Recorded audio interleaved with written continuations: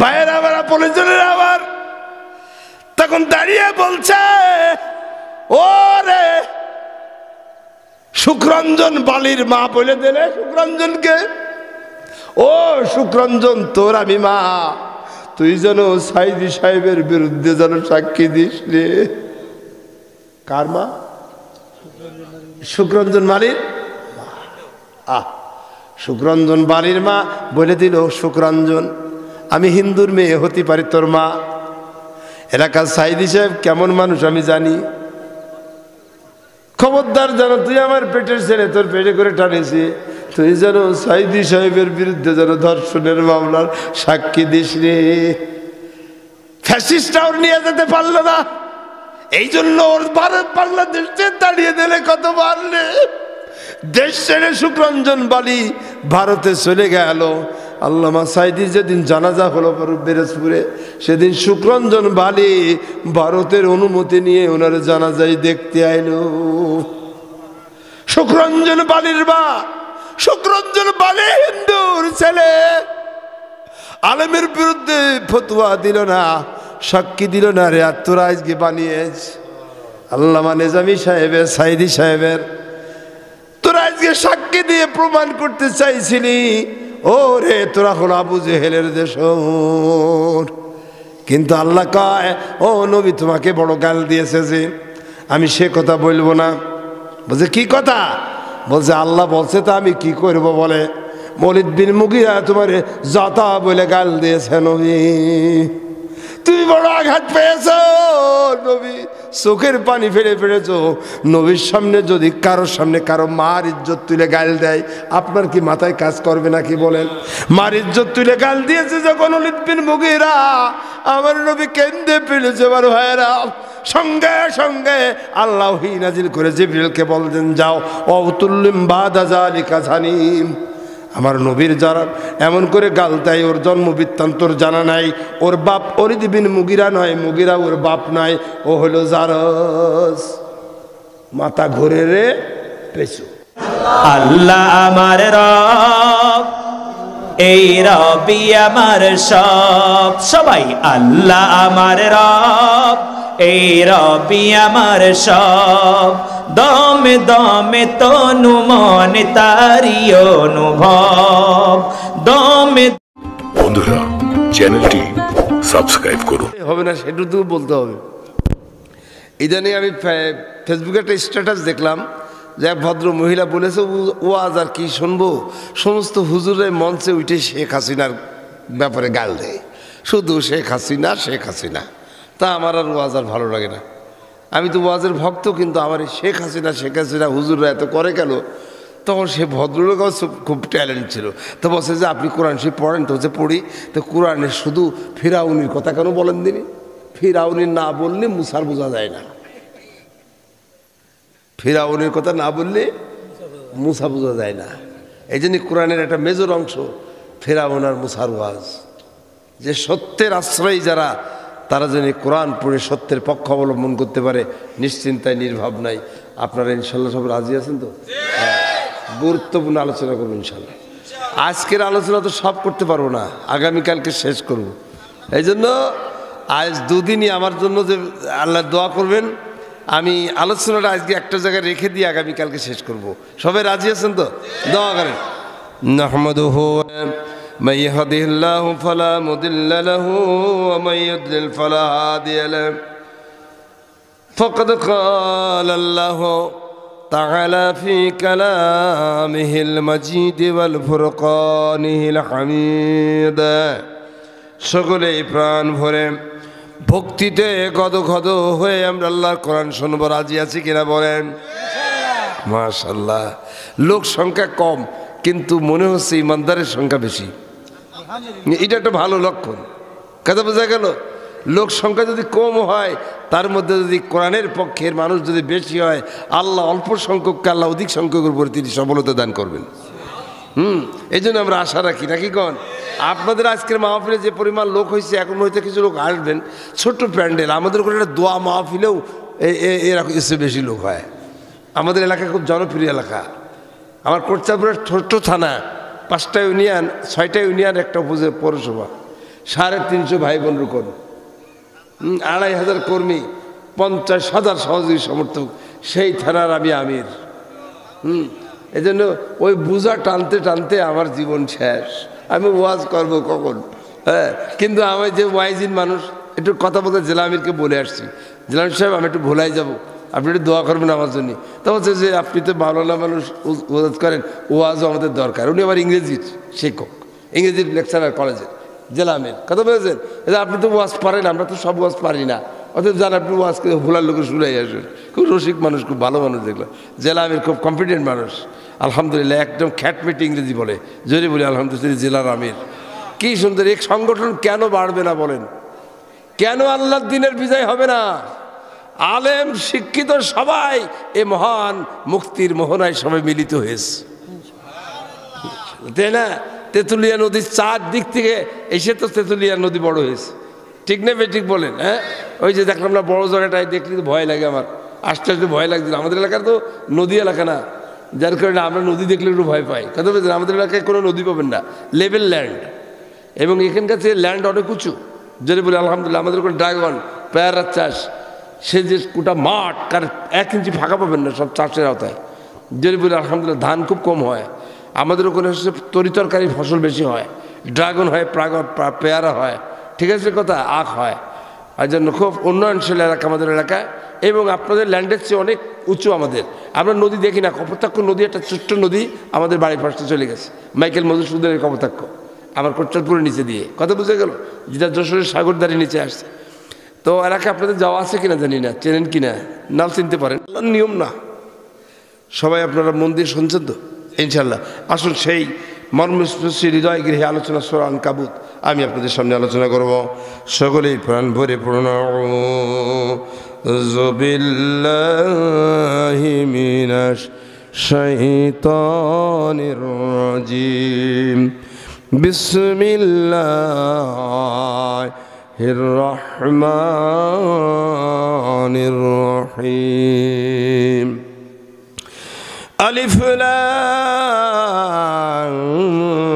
লাম মিম। আহসিবান নাসু আইয়ুতরাকু আইয়াকুলু আমান্না ওয়াহুম লা ইফতানুন। ওয়ালাকাদ ফাতান্নাল্লাযীনা মিন ক্বাবলিহিম فَلَيَعْلَمَنَّ اللَّهُ الَّذِينَ صَدَقُوا وَلَيَعْلَمَنَّ الْكَاذِبِينَ صدق الله العظيم. وقال تعالى في حبيب شانه إن الله وملائكته يصلون على النبي يا أيها الذين آمنوا صلوا عليه وسلموا تسليما. اللهم جرى جرى পড়ুন।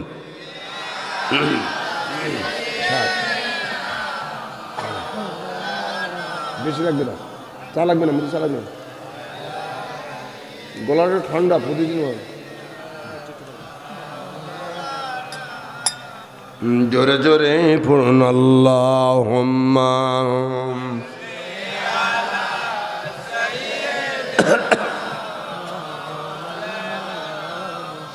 ওয়ালা আলি সাইয়্যিদিনা হাবিবিনা মুহাম্মদ।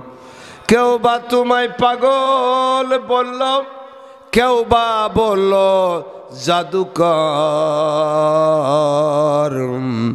আল্লাহ বলেন দয়ার হাবিব আপনি আমার পয়গাম্বার। আল্লাহ জোরে জোরে ঘুম ভেঙে যাক, সামনে এগিয়ে বসেন, লোকজন ধরছে না ভাই, এদিকে এগিয়ে আসেন, একটু এগিয়ে আসেন, লোক জায়গা হয় না, এই সাইডে বসেন ভাই, এই সাইডে বসেন, লোক ধরবে না ধরবে না।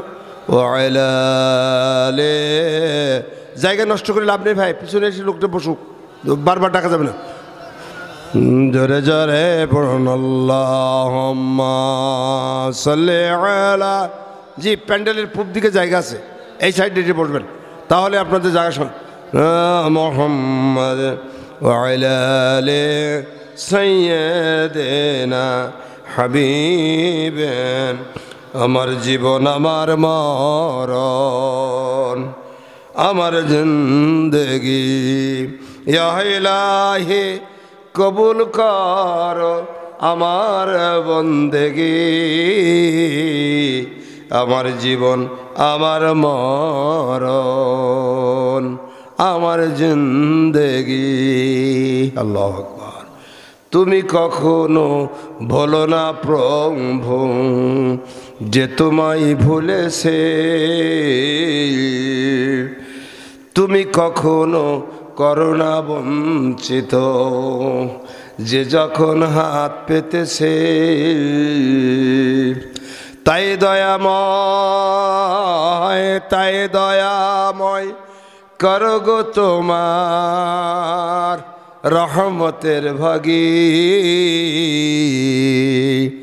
আমার জীবন আমার মরণ আমার জিন্দেগি ইয়া ইলাহি কবুল করো আমার বন্দেগি আমার জীবন আমার মরণ আমার জিন্দেগি আল্লাহুম্মা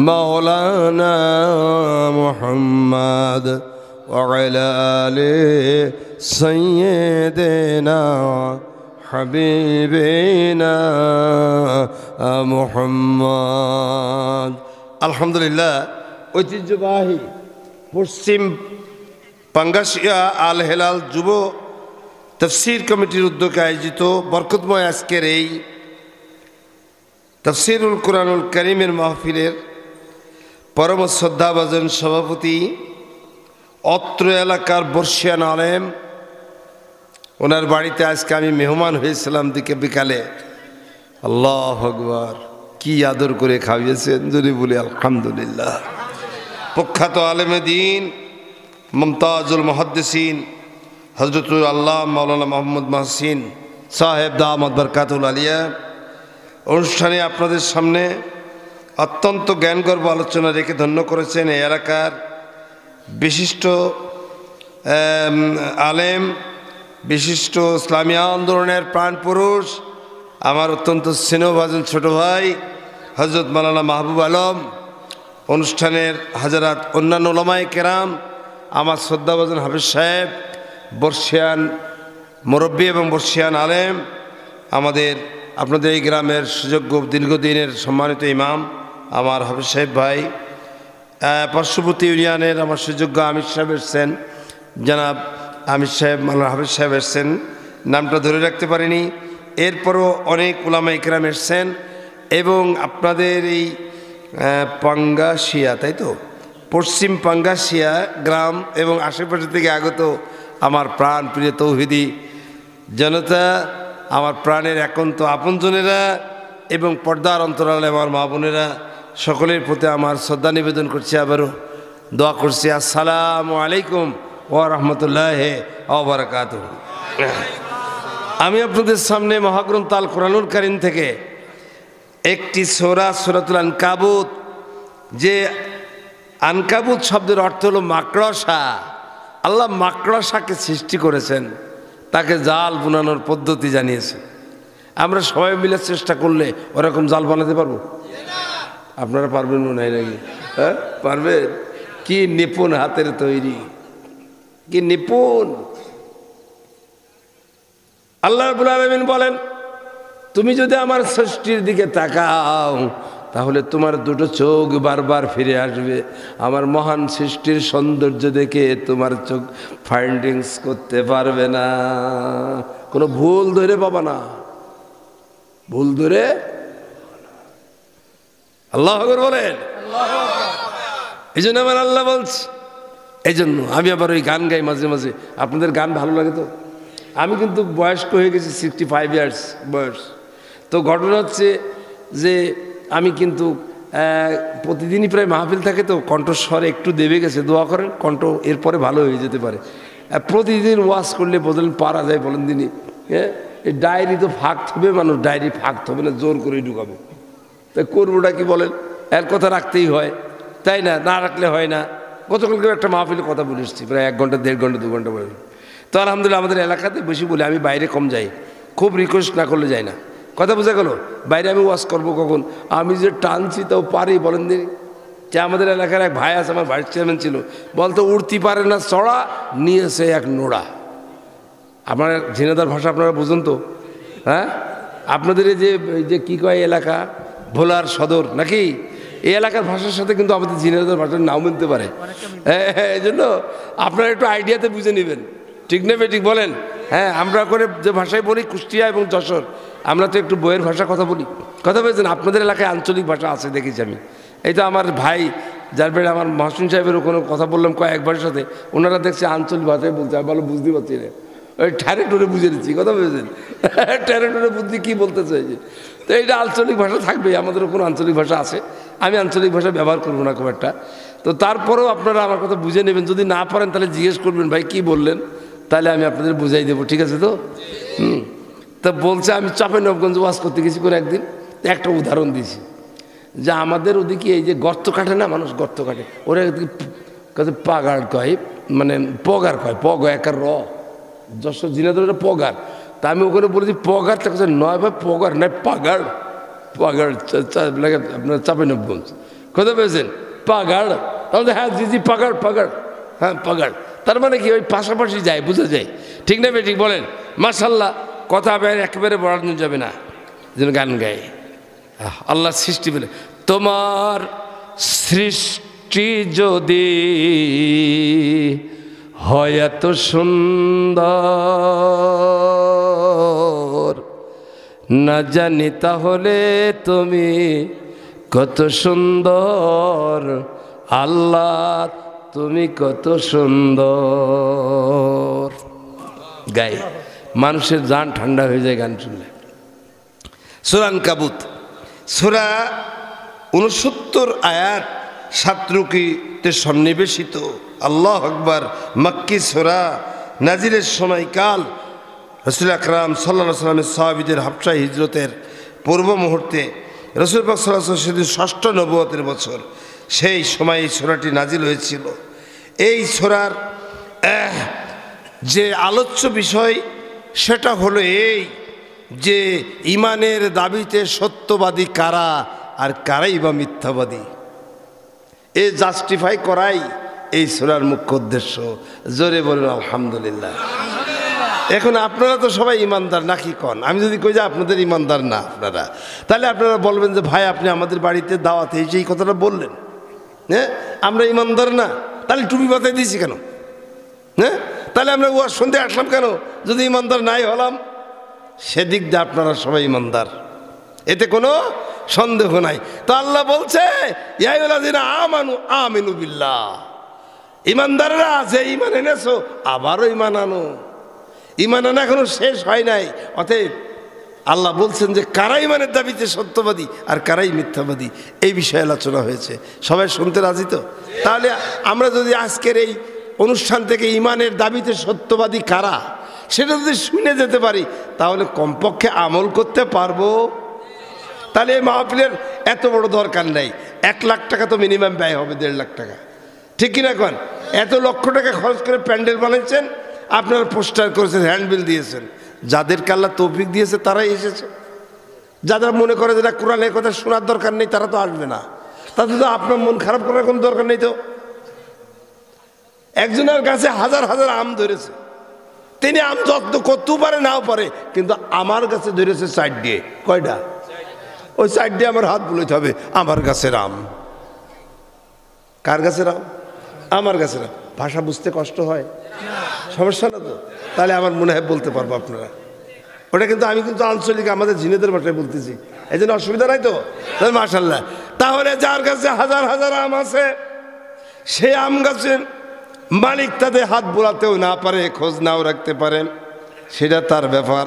কিন্তু আমার কাছে আপনার কাছে 4টি আম ধরেছে, ওই আমগুলোর গায়ে আপনি প্রতিদিন হাত বোলান, আমার গাছের আম, বলে কি করেন? বলে আমি একটা খাবো, আমার বউ একটা খাবে, আমার মেয়ের একটা দেবো, আর বাড়ির প্রতিবেশীর আর একটা দেবো। কার দেবো? বলে 4টে আম ধরেছে, আমি একটা খাবো, আমার ওয়াইফ একটা খাবে, আমার একটা মেয়ে আছে তার একটা দেব, আর একটা দেব আমার প্রতিবেশীর জন্য। আল্লাহ তাআলা ইসলামে বললেন, ও দুনিয়ার মানুষ রে, তুমি খাও আর তোমার প্রতিবেশীর দান করো, যেন তোমার প্রতিবেশী যেন অভুক্ত না থাকে। চিৎকার দিয়ে বলুন সুবহানাল্লাহ। প্রতিবেশী তো দূরের কথা ভাইরা আমার, 58 লক্ষ বিলিয়ন ডলার আওয়ামী লীগের লোকেরা বিদেশে টাকা পাচার করলো। বন্ধুরা আমার পদ্মা সেতু বানাইলো, আমরা বললাম কত ভালো। গত 24 সালের 13ই ফেব্রুয়ারি আমি একটু ঢাকায় গিয়েছিলাম, জেল হওয়ার আগে আমি ঢাকায় গিয়েছিলাম, পদ্মা সেতু পার হইলাম। সেদিন বারবার তাকিয়ে বলছিলাম, আমাদের বঙ্গবন্ধু কন্যা দক্ষিণবঙ্গে একটা পদ্মা সেতু বানাই দিয়েছে, ঠিক না ঠিক বলেন? আমাদের কত উপকার হয়েছে, বড় খুশি হয়েছিলাম আমার ভাইয়েরা। কিন্তু এখন বাংলাদেশ ব্যাংকের গভর্নর বললেন এত টাকা তারা বিদেশে পাচার করেছে, যেরকম 32টা পদ্মা সেতু বানানো যেত। আমলিগের আমি বেশি বলবো না তো, আমলিগ তো এলাকার লোক করতেই পারে, এটা তো পয়লা সাহেবের এলাকা, ঠিক না ঠিক বলেন? আমলিগের একটা অত্যন্ত ট্যালেন্ট পার্সন উনি, ওনার বহু লেখা আমি পড়েছি, ওনার হাতে হাত দেওয়া লোক খুব কমই বাংলাদেশে আছে। কিন্তু বুদ্ধিজীবী হিসেবে তিনি আওয়ামী লীগ দর্শনে বিশ্বাস করেন, আমার সাথে তার বিশাল আকাশ পাতাল পার্থক্য রয়েছে। আমি যেহেতু আওয়ামী দর্শনে বিশ্বাস করি না, আমি কোরআনের দর্শনে বিশ্বাস করি। ব্যক্তি হিসেবে আমার সাথে পার্থক্য রয়েছে, কিন্তু মানুষ হিসেবে অনেক দামি মানুষ, কোনো সন্দেহ নাই। অতএব আমার ভাইয়েরা, আল্লাহ বলছেন আবু জেহেল কম জ্ঞানী ছিল না, কিন্তু আবু জেহেলের বাক্য জাহান্নাম ছাড়ার কোনো কিছু জোটেনি। অথচ তার পাশে হজরতে সুমাইয়া মা রাদিয়াল্লাহু, হজরতে সুমাইয়া মা, আল্লাহু আকবার, উনি ছিলেন আরে উমাইয়া এবং মাকজুম গোত্রের দাসী ছিলেন। স্বর্ণ অক্ষরে লেখা গো সুমাইয়ার নাম। ওনার স্বামী ইয়াসার আর সুমাইয়াকে মেরে ফেললো। আম্মারকে যখন গলায় দড়ি দিয়ে টেনে নিয়ে বেড়াচ্ছে আবু জেহেলের লোকেরা। কি অপরাধ ছিল আম্মারের? কোন অপরাধ ছিল না। তিনি আল্লাহর পরে ঈমান এনেছেন, কোরআনের পরে ঈমান এনেছেন, রসুলের পরে ঈমান এনেছেন। তাহলে ঈমানের দাবিতে সত্যবাদী যারা গলায় দড়ি বাঁধবে তাদের এর বাইরে যাবে না। আমি আমার বড় চাচা, আমার আব্বারা 2 ভাই, এখনো 100 বিঘে সম্পত্তি আছে আমাদের এলাকার মধ্যে। মণ্ডলদের ছেলে, বড় লোকের ছেলে আমরা। আর সেই লোকটা টাইটেল পাস করছিলাম 45 বছর আগে, সেই লোকটার মেরে খোঁড়া করে দিলে। কন্টেস্ট হয়েছিল, উপজেলা চেয়ারম্যান দাঁড়াইছিলাম, তা আগামীতেও ইনশাল্লাহ কন্টেস্ট হবে না। এত জনপ্রিয় লোকের গায়ে হাত দেওয়া কি চারটিখানি কথা? আমি যদি প্রতিশোধ আওয়ামী লীগের লোকের তাড়িয়ে ওখান থেকে কোটচাঁদপুর থেকে বিদায় করে দিতে পারি 1 ঘন্টার মধ্যে, আমি কাউকে হাত দিইনি গায়ে। মারিসনি মারিস মারিস মারিসনি, কোথায় যাবে তারা? কোথায় যাবে তারা? তাদের বাড়ি ঘরতে ছেলে মেয়েগুলো কোথায় যাবে? আমাদের তো বাড়ি ঘরতে তাড়িয়ে দিয়েছিল, আমি তাদের তাড়াবো না। 2 হাত দিয়ে ঠেকিয়ে রাখেছি, চোর মার করে দেবে আমাদের। ঠিক না ঠিক বলেন? রাজনীতি শেখ, রাজনীতি শেখ। আমি চোখ হারাইছি, পা হারাইছি, কান হারিয়েছি, তোদের গায়ে আমি এখনো হাত দেইনি। তবে যারা শীর্ষাদ, যারা গুলির অর্ডার দিয়েছে, গুলি করেছে, ওদেরকে বাংলার মাটিতে বিচার করা হবে ইনশাআল্লাহ। ট্রাফিক আইল্যান্ডে ঝুলানো হবে, কোনো সন্দেহ না। যারা আলেমদেরকে হত্যা করেছে ওদের মাপ নাই বাংলার মাটিতে। যারা ওদেরকে দোষর ছিল তারা ভুল বুঝে বলছে করিস এটা কি, আর যাবো না সেদিকে। জেনে বলেন ঠিক না বেঠিক বলেন? অতএব আল্লাহ তাআলা কোরআনে জায়গা দিয়েছে ইমানদারদের।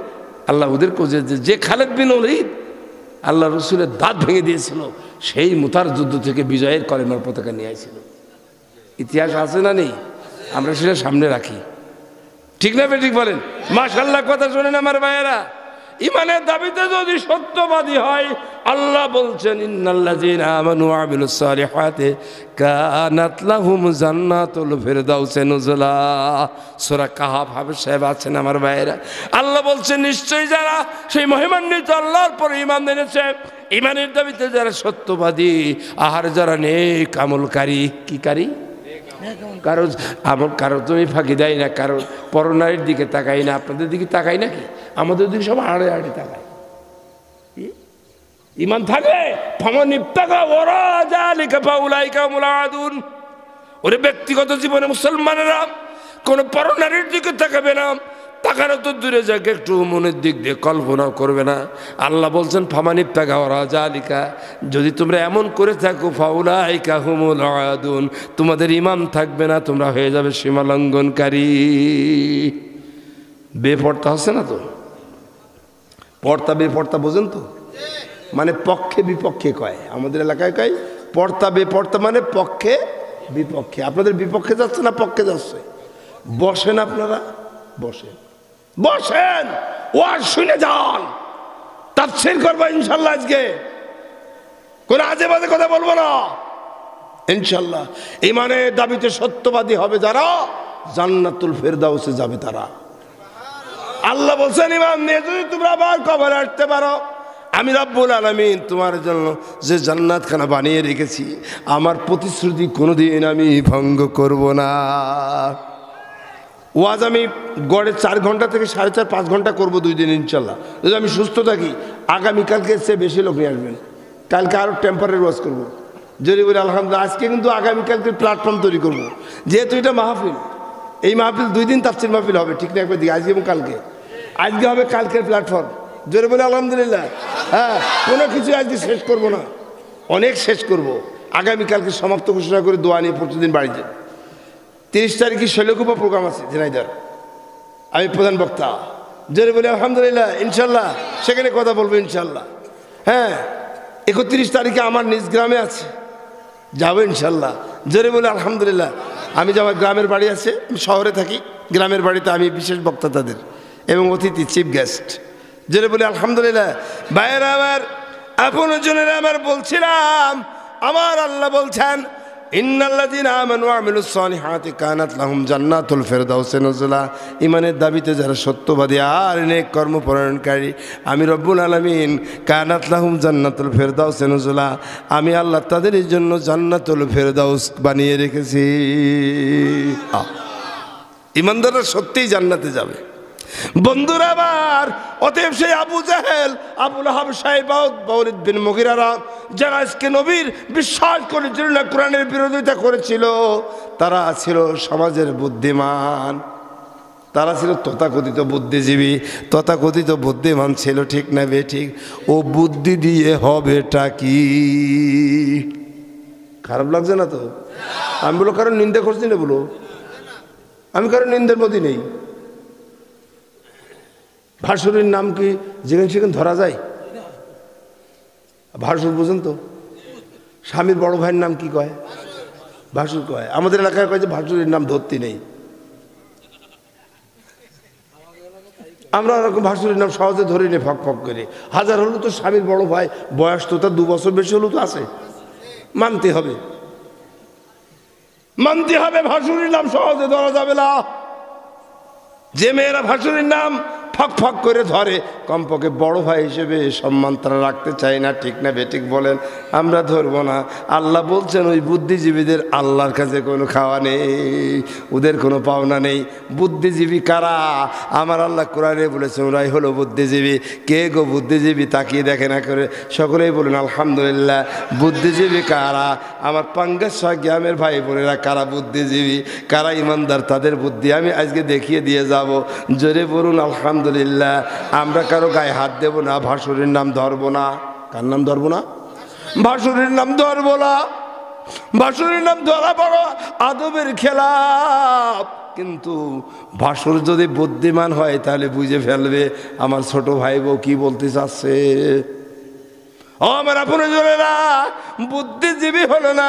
আল্লাহ তাআলা বলছেন বুদ্ধিজীবী রে ওই সমাজের সবচেয়ে বড় লোকের ছেলে আবু বকর সিদ্দিক বিন কুহাফা। কি বড় বুদ্ধিজীবী ছিল গো, অত বড় ধনী ঘরের ছেলে। আল্লাহ তাআলার দিন গ্রহণ করে এমন ইমান তিনি আনলেন। আবু জেহেল বলতেছেন, ওহো আবু বকর, তুমি আর কি করে ঠেকাবা তোমার নবীর? এতদিন তোমার নবী যা বলেছে সবই হলো মিথ্যা। যে টাটকা কথা বলছো, দেখবেন যারা ইসলাম বিরোধী ওরা আপনার সামনে টাটকা কথা বলবে। কি কথা বলবে? টাটকা কথা বলবে, বলে আপনার মন খারাপ করবে। বলে যে দেখেছো আপনাদের মহসিন স্যার এই করিয়াছে। মহসিন স্যার লোক ভালো নাকি? কিন্তু আপনি তো জানেন যে মহসিন স্যার কীরকম লোক, ঠিক না বেটি বলেন? আপনি তো জানেন যে কপাসকে ধরবে আপনারা, বুঝতে পেরেছেন? ওদের টার্গেটটা হলো এইটা, ওদেরকে আপনি উল্টে ফেলবেন, পারবেন তো? উল্টে ফেলবেন। বন্ধুরা আমার পরিচয়, আমি তাফসিরে চলে যাব। বড় ভালো আলোচনা, জোরে বলি আলহামদুলিল্লাহ, বড় বরকতের আলোচনা। আমার ভাইয়েরা, 1 মাস ধরে যদি সূরা আনকাবুতের তাফসির আমি এই মাহফিলে করতে পারতাম, তাহলে সূরা আনকাবুতের তাফসির আমি একটু শেষ করার চেষ্টা করতাম। 1 মাস লাগবে, তা পারবো না বন্ধুরা। তবু আমি বলে যাবো সার্কামস্ট্যান্স হিসাবে, সূরা আল-আনকাবুত আল্লাহ কি কি বিষয় দাবি করেছেন, ওই দাবিগুলো যদি পূরণ করতে পারি, আল্লাহ বলছেন আমি আমার পয়গম্বরকে জানি ওই সাউর পর্বতে মাকড়সার জাল দিয়ে আমি মিথ্যাবাদীদের ষড়যন্ত্রকে উৎখাত করে আমার নবীকে সশরীরে জন্মদিনায় হিজরত করে আমি আল্লাহ তাআলা রাষ্ট্রপতি বানাইছিলাম। তোমরা যারা এই কোরআনের সারথি, তোমরা হবে এ দুনিয়ায় রাষ্ট্রপতি, আর আখেরাতে হবে তোমরা হবে আমার নবীর সাথে সহযাত্রী জান্নাতি। আল্লাহর নবী, নূরের নবী গো, আপনি নবী আমার জীবন জোরে বলি মারহাবা। ভাইয়ের আমার, হযরত আবু বকরকে বলেন, আবু জেহেল, ও আবু বকর, তোমার নবী আরশে আজিম ভ্রমণ করেছে, এটা কি কোন তোমার মানার কথা? এক রাতে বলি আজকে জেরুজালেমে গিয়েছে 350 মাইল 300 মাইল, কি করে গেল? কোন ঘোড়ায় গেল? কোন উঠি গেল? যা কি কেউ যেতে পারবে? বলছে কি করে সম্ভব? করতে আরশে আজিমে জান্নাত জাহান্নাম দেখে এসেছে, এ কথা তুমি সামলাবা কি করে? বলো আবু বকর, এইবার তুমি কি জবাব দেবা? বুদ্ধিজীবীরা বলছে, ওই দেখো হাফিজ সাহেব আর মহসিন স্যার। কিন্তু আবার বলেন তো, যে মহসিন স্যারের পিছনে আপনারা সারা জীবন নামাজ পড়েন, উনি জীবনে কোনোদিন মিথ্যা কথা বলেছেন বলে আপনাদের বিশ্বাস হয় নাকি? ভাইয়ের আমার ওনাকে টপ করে যে বলবে, আমার ভাইয়ের আল্লাহ বলছে, আবু বকরকে যখন প্রশ্ন করলো, আবু বকর বলছেন, আল্লাহ আকবার, ও সাইয়েদে কুরাইশ, আমার নবী কি আপনার বলেছে যে আরশে আজিমে গেছিলাম? কোথায় বলেছে? তা বলছে যদি তা বলে থাকেন, আমার নবী মিথ্যা কথা বলেন না, তা বড় হক সত্য। যখন এই কথা তিনি বলে নিয়েছেন বিনা দলিলে, নবীর পক্ষে থাকবে যারা, সত্য কথা বলবে তারা, সত্য কথা বলবে তারা। আল্লাহ বলছেন, আমি আল্লাহ দেখে নেব। আহাসিবান নাস ইউতরাকু ইয়াকুলু আমান্না ওহুম লা ইফতানুন। ঈমান তুমি এনেছো, জান্নাতে তুমি যেতে চাও, আমি কি তোমার পরীক্ষা করে দেখবো না? আল্লাহ বলছেন পরীক্ষা করে আমি দেখব। সেই পরীক্ষা হবে এমন পরীক্ষা, আমার আল্লাহ বলছেন জীবনের চূড়ান্ত পরীক্ষা। সামনে যারা পা বাড়ালো আজ এ নতুন পৃথিবী গড়তে, জানা কি আছে তাদের জীবনে কত যে হবে লড়তে। শত বেদনার স্মৃতিতায় রয়ে যায় বারে বারে, দুঃখ কি আর তাদের থাকতে পারে? আল্লাহকে যারা বেসেছে ভালো, দুঃখ কি আর তাদের থাকতে পারে? গানগুলো কত অ্যাডজাস্ট, জোরে বলি আলহামদুলিল্লাহ। গানগুলো কত অ্যাডজাস্ট, মনে হয় যেন মধু দিয়ে রাখা, কি মধু মাখা গান গো, জোরে বলি আলহামদুলিল্লাহ। আল্লাহু আকবার বলেন। বাইরে আবার হযরত আবু বকর বলেন, সত্য বলছে, কি করে সম্ভব?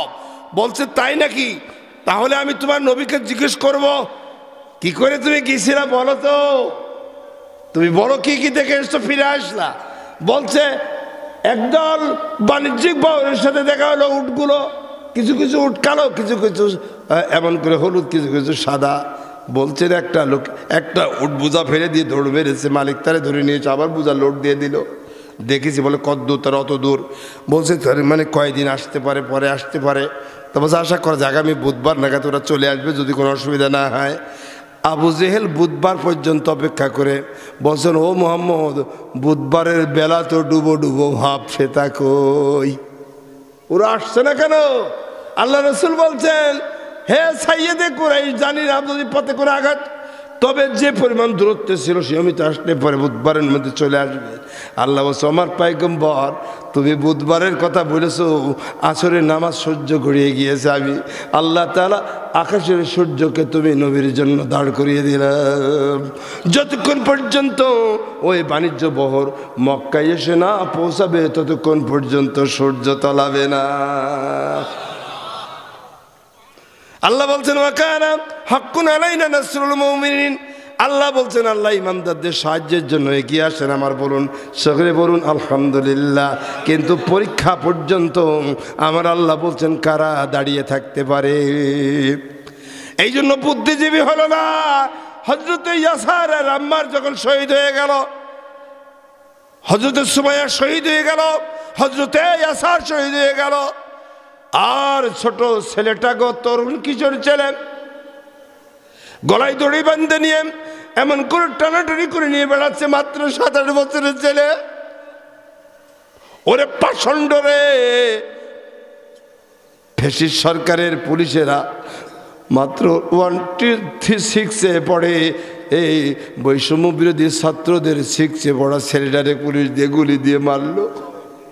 ওর মা সেদিনকে বলছে, আমি ঘরে শুইতে পারি না, আমার সোনামণি আমার কোলের মধ্যে ঘুমাতাম।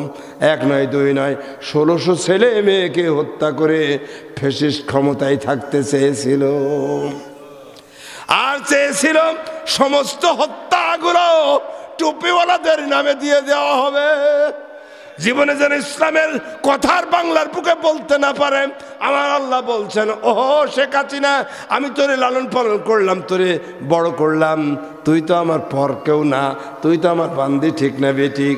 কিন্তু যেদিন তোর সমস্ত মানবতা আমার ইমানদারদের চোখের পানিকে এভাবে সাগরে পরিণত করে দিল, আব্বার সামনে থেকে ছেলে ধরে নিয়ে গেল, মার সামনেতে ধরে নিয়ে গেল, আর কোনোদিন ফিরে এলো না, ওই ছেলেকে তারা ক্রস ফায়ার দিয়ে মেরে দিল। সারা জীবন মা কাঁদলো, আব্বাও কাঁদলো, আমার ভাইয়েরা। এ বদদোয়া লাগবে না? লাগবে না? হ্যাঁ, লাগবে না? লাগবে না? আমি মনে করি আলেমদেরকে হত্যা করে আর নায়েবে রসুলদের হত্যা করে আর ছোট ছোট শিশু বাচ্চাদের ছাত্রদের হত্যা করে ক্ষমতার মসনদে থাকতে চেয়েছিলে। হ্যাঁ, ওয়াকারুজ্জামান সাহেব যদি না পাঠাতো, তাহলে তোমার গণভবনে তোমার টুকরো টুকরো করে তোমার গোশগুলো মানুষ নিয়ে যে বাড়িতে নিয়ে যে কুকুরই খাওয়াতো, ঠিক না ঠিক? কিন্তু আমাদের সেনাবাহিনী প্রধান বড় জ্ঞানীর কাজ করেছে, একজন মহিলাকে পাঠিয়ে দিয়েছে সুন্দরভাবে। আমরা অত্যন্ত আনন্দিত যে একজন নারী দেহ যদি গোশত টুকরো টুকরো খেত, লালি লোকটা বলতো যে এই গোশত ওনার কোন জায়গার গোশত বলা যাচ্ছে না, ঘৃণা লাগে বড় শুনতে। পালিয়ে গেলে কেন? কেন বাংলার মাটিতে থেকে তুমি মুভ করতে পারলে না? ঠিক না ঠিক বলো? আমরা তো তোমাদের হিংসা করি না। তোমরা কি রাজনীতি করো না? তোমরা কি রাজনৈতিক দল না? তোমরা কি স্বাধীনতার যুদ্ধ করো নাই? তোমার আব্বা কি রাষ্ট্রপতি ছিলেন না? সবার কৃতজ্ঞতা স্বীকার করি আমরা, না করি না? করি। কিন্তু কেন থাকতে পারলে না? পৃথিবীর ইতিহাসে তেমন নাই। সে কথা যাক আমার ভাইয়েরা, এই প্রসঙ্গে আমি আলোচনা করব না। আল্লাহ তাআলা বলছেন, ইমানের দাবিতে সত্যবাদী কারা? আবু জেহেল যখন তাদেরকে হত্যা করছে, হযরত সুমাইয়াকে আর ইয়াসারকে, তখন আম্মারকে যখন টানাটানি করে বেড়াচ্ছে, আমার নবীর হাতে কোনো ক্ষমতা ছিল না, কিন্তু আমার নবী তাদের দিকে তাকিয়ে বললেন, সবরান আলী ইয়াসির, ইন্না মাউইদাকুমুল জান্নাহ। ওই ইয়াসার আর সুমাইয়ার পরিবার, এই মুহূর্তে তোমরা ধৈর্য ধারণ করো, আল্লাহ তাআলা তোমাদের জন্য জান্নাতের ওয়াদা করেছে।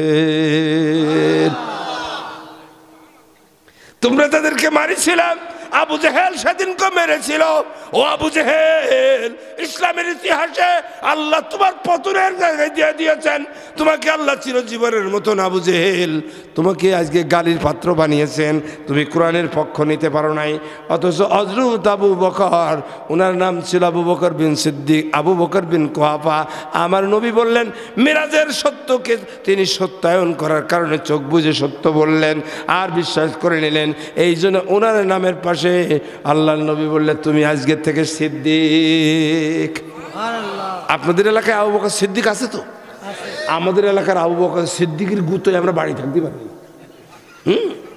আমাদের এলাকায় বহু আবু বকর সিদ্দিকের গুতোয় আমরা বাড়ি শুতে পারিনি।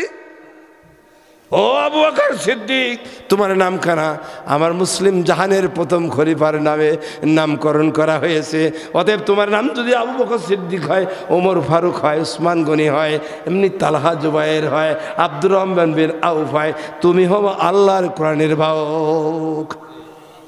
তুমি কোরআনের দলে থাকবা, এটাই তোমার দায়িত্ব, এটাই তোমার নামের সার্থকতা। ও আমার বন্ধুর, আল্লাহ তাআলা বলছেন ইমানের দাবিতে কার সত্যবাদী, সূরা আল আনকাবুতে আল্লাহ বলছেন আমি তা যাচাই বাছাই না করে আমি তোমাদেরকে কারোর ইমানদার বলে আমি স্বীকৃতি দিতে পারবো না। ভাইয়েরা আমার, ষষ্ঠ নবুয়তে হাবশায় যখন হিজরত করতে পাঠিয়েছে, আল্লাহর নবীর সাহাবীরা মক্কায় থাকতে পারলো না।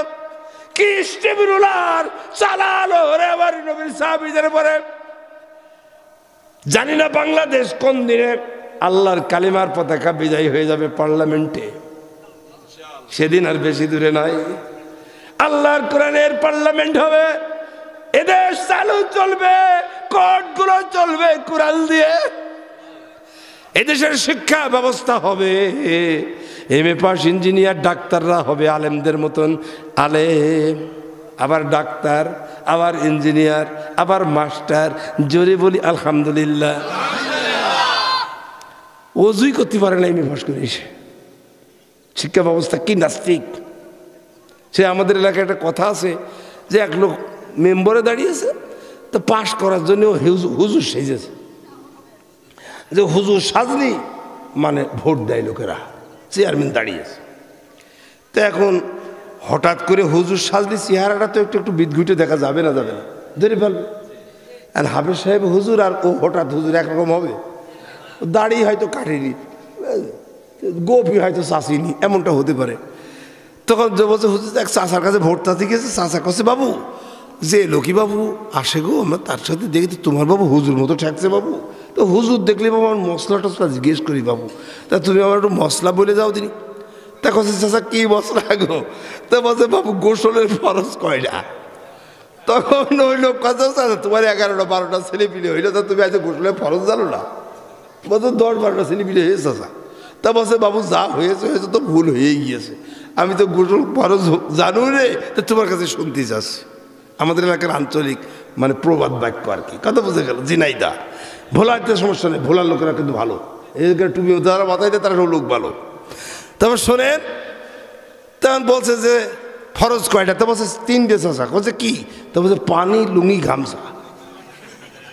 চাষা কছে বাবু ওই 3টে ছাড়া তো গোসল হবে না, ও লাগবেই 3টে। কি কি? পানি, লুঙ্গি, গামছা। তা বলছে চাষা বাবজি তাহলে তারপর গোসলের ফরজ যখন 3টে বলে গেলে, তো নিয়তটা বলো। বলছে চাষা নিয়ত আরো সহজ। তা বলছে কি? নাওয়াই তোয়ান গোসলা, সাবান দিয়ে কসলা, ওটা উঠে গোসল।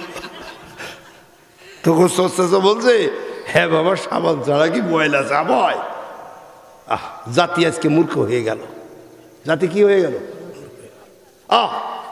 ইঞ্জিনিয়ার মসজিদের ইমামতি করবে, ঢাকা বিশ্ববিদ্যালয়ের ভিসি সেদিনকে নামাজ পড়িয়েছে কেন্দ্রীয় মসজিদে মগরিবে। আমি কিছু ও আল্লাহ, আমার সাইদি সাহেবের কথা আজকে কায়েম হয়ে গেল। জোরে বলে আলহামদুলিল্লাহ। ঢাকা বিশ্ববিদ্যালয়ের ভিসি সাহেব কেন্দ্রীয় ভার্সিটির কেন্দ্রীয় মসজিদে উনি মগরিবের ইমামতি করেছেন। জোরে বলুন আলহামদুলিল্লাহ। কিন্তু আমার সাইদি সাহেব তা দেখে যেতে পারলেন না। বলেন আল্লাহু আকবার। আমাদের ভোলার ডিসি সাহেব উনি হবে সেন্ট্রাল মসজিদের বড় ইমাম, ঠিক না বেঠিক? উনি জেলা প্রশাসক, নামাজই পড়ে না, মুইতে পানি নাই কিনা তার সন্দেহ হয়। আপনাদের এলাকার ডিসি সাহেব তো ভালো, ইদানিং তো ভালো হয়েছে, ডিসিগুলো ভালো হচ্ছে। আমার ঝিনেদার আব্দুল্লাহ সাহেব ডিসি হয়েছে, সেদিনকে আমার মিটিংয়ে ডাকছে, আমি গেছিলাম পৌরসভাতে। হ্যাঁ, লোকটার কথা শুনে কি ভালো লাগলো। আর এর আগে ডিসিগুলো আমি চেয়ারম্যান ছিলাম যখন, দীর্ঘদিন তো চেয়ারম্যানই করেছি, পাজেরো গাড়িতে যেতাম। তো ভাইয়েরা আমার, ওরে বাবারে আল্লাহর নামটা তাই নিত না, এত নাস্তিক। সকলে বলে নাউজুবিল্লাহ মিন জালিক। ভাইয়েরা আমার, বলছিলাম যে কথা আলোচনা করছিলাম, আমার আল্লাহ বলছেন ইমানের দাবিতে সত্যবাদী কারা আল্লাহ দেখে নেবেন। আল্লাহ নবী বললেন তোমরা চলে যাও হাবশায়, জাতি পারবেন আপনারা? তাহলে হাবশায় যারা গেল, দেশ ছেড়ে চলে গেল, ওরা হলো সবাই জান্নাতি। 3 শহীদের 29 শহীদের জনপদ ঝিনেদার মাটিতে টিকেছিলাম।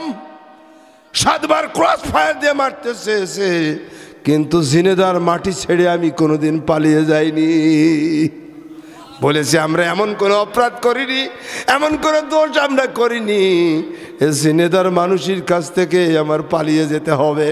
তোমরা যদি আমাকে অন্যায় করে মারতে চাও তাহলে মেরে দিতে পারো, আমার কিছু বলার থাকবে না। কিন্তু আল্লাহ বলছেন, ও আমার তাজুল ইসলাম রে, তোরে মেরে দেবে আমি তা জানতাম, কিন্তু রব্বুল আলামিন বলতেছেন তুই যদি মারা যাস, ছেলে পিলেগুলো খুব ছোট, আবার ওয়াইফটা খুব অসুস্থ এখনো। হে আল্লাহ, আমার আব্বা মা সেদিন ছিলেন, সেদিন আমার মা আমারে বলেছিল, আব্বা তোমাকে তো পুলিশ ধরে নিয়ে যায়, আমার কোলের মধ্যে থাকো, তোমাকে পুলিশ ধরে নিয়ে যেতে পারবে না। সে মা আজকে দুনিয়ায় নাই। ও আমার আপনজনেরা বলেছিল। আর যখন আমি কোল থেকে উঠলাম, মা করছেন আরশের দিকে হাত তুলে বলছেন, ও আল্লাহ, আমার বড় খুকা, আমার এলাকায় খুকা কয় আমার ভাইরা, আমার বড় খুকাকে আল্লাহ আমি তোমার দিয়ে দিলাম গো আল্লাহ। আমার মা দোয়া করেছিল, কানে বাজে এখনো। আমার মা দোয়া করেছিল, আরশের দিকে তাকিয়ে আমার বড় কুকার তোমার দিয়ে দিলাম। আমার মা 14 সালে মারা গেছে, তারপরে আবার 7-8 বার গ্রেপ্তার করে মারতে পারে নাই। আমার মার দোয়ার সাহায্যে পৌঁছে গিয়েছে। জোরে বলি আলহামদুলিল্লাহ। মাগো তুমি কাঁদছো কেন একলা বাড়িতে? আমার গ্রামে একজন শহীদ আছে, ও মা কাঁদছিল। আমি যে পাশের গ্রামে তাফসির মাহফিল, আমি শহীদের মার স্মরণে বলে তো, ও মামানি, আমাদের গ্রামের মেয়ে মামানি কই, আমার আব্বাদের, আমার মার বউ হয়, আব্বাদুল্লাহ ভাই বলতো। সে গ্রাম সম্পর্কে কী যেন বলতো, কোন কারণে জানি না। তো উনি গিয়েছে পাশের গ্রামে, ওর শুনতে আমি শহীদের গান ধরেছি। মাগো তুমি কাঁদছো কেন একলা বাড়িতে? তোমার আমার দেখা হবে মাগো, মাগো মা, তোমার আমার দেখা হবে জান্নাতের সিঁড়িতে মা। মাগো তুমি কাঁদছো কেন একলা বাড়িতে? জোরে বলুন আল্লাহু আকবার। তুমি তো মা শিখিয়েছিলে শহীদেরা মরে না। আল্লাহু আকবার। আমি শহীদের গানটা গাইতেছি, রিং দিয়ে ডিস্টার্ব করে ফেললো। কি হলো মোটরসাইকেলে, মোবাইলে কি হলো? আচ্ছা যাক, যা হয় হোক। তো ভাইয়েরা আমার, ওই গান শোনার পর থেকে শহীদ আবু বকরের মা আর কোনোদিন কান্দেনি। বলেছে, বাপ তোমার গান শুনে আমি বলেছিলাম আমার শহীদ আবু বকর আমার জন্য কিয়ামতের দিন হাসরের ময়দানে খুঁজবে তার মাকে। আমি সেই দিন পর্যন্ত অপেক্ষা করব। আমার কণ্ঠে এত মধুর সুর ছিল, মারের পর থেকে আমার সব নষ্ট হয়ে গেছে। আমার সেই রেঞ্জটা একটু কমে গেছে, ঠিক না বেঠিক বলেন? আমি তো আহত, চরম আহত, ছোটো চোখে অপারেশন করা, আমার কান্ড শরীরে, ওই পদে হাঁটতে পারি না। ভাইয়ের আমার, আপনজনেরা আমার, আমি আপনাদের কাছে বলছিলাম, আল্লাহর নবী বলছেন তোমরা চলে যাও দেশ ছেড়ে, কারণ আল্লাহর জমিন তো বিরাট প্রশস্ত। ভাইয়ের আমার, হাফসায় চলে গেল। খাব্বাব বিন আরাদ বলছেন, রাসূল আপনি কি আমাদের জন্য দোয়া করবেন না? আমার জাতির লোকেরা, আবু জেহেলের অনুসারীরা, আমি কর্মকারের কাজ করি, আমার হাত পাগুলো দড়ি দিয়ে বেঁধে কামারের ওই আগুনের উপরে শোয়াইছিল, আমার গায়ে রক্ত আহারে পড়ে পড়ে, মাংস পড়ে পড়ে ওই আগুন নিভে গিয়েছিল। নবী গো, আমার পিছনের দিকে তাকিয়ে দেখেন। খাব্বাব বিন আরাদ বলছে, আমার পিছনের দিকে কাটিয়ে দেখেন, আল্লাহ নবী খাব্বাব বিন নারতের পিছনের জায়গায় তাকিয়ে দেখে এত বড় বড় গর্ত হয়ে গিয়েছে, আমার ভাইয়েরা পুড়ে পুড়ে ছাই হয়ে গেছে। আল্লাহ নবী তখন সঙ্গে সঙ্গে আল্লাহর আরশের দিকে তাকিয়ে করলেন, ও আল্লাহ, আমার সাহাবীরা আজকে বেঈমান কাফেরদের অত্যাচারে নির্যাতনের শিকার হয়ে আজকে তারা আর সহ্য করতে পারছে না। ও আল্লাহ, তুমি কি সাহায্য করবা না? রব্বুল আলামিন সঙ্গে সঙ্গে আয়াত নাযিল করে বললেন, সূরা বাকারার 214 নম্বর আয়াত, আল্লাহ বলছেন, আমা হাসিবতুম আন তাদখুলুল জান্নাতা ওয়ালাম্মা ইয়ালামিল্লাহ ওয়ালাম্মা ইয়াতিকুম মাসালুল লাযিনা খালাউ মিন ক্বাবলিকুম মাসাতুহুমুল বাসা ওয়াদ-দাররা হাত্তা ওয়াযুলজিলু হাত্তা ইয়াকুলা রাসূল ওয়াল্লাযিনা আমানু মাআহু মাতা নাসরুল্লাহ। জোরে বলুন আল্লাহু আকবার।